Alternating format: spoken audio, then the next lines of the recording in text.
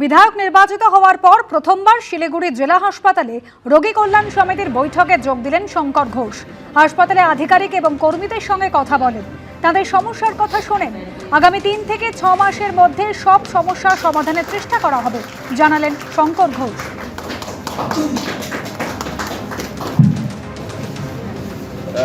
মাননীয় মুখ্যমন্ত্রীর নির্দেশ মতো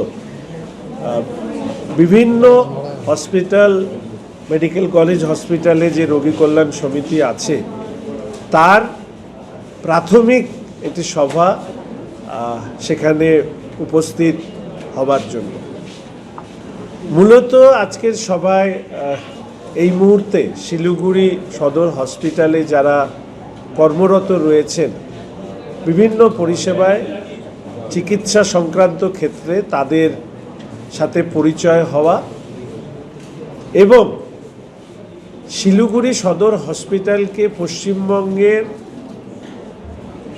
প্রথম স্থানে নিয়ে যাওয়া, অর্থাৎ বেস্ট হসপিটাল ইন পারফরমেন্স, সেটা নিয়ে আমরা আলোচনা করি।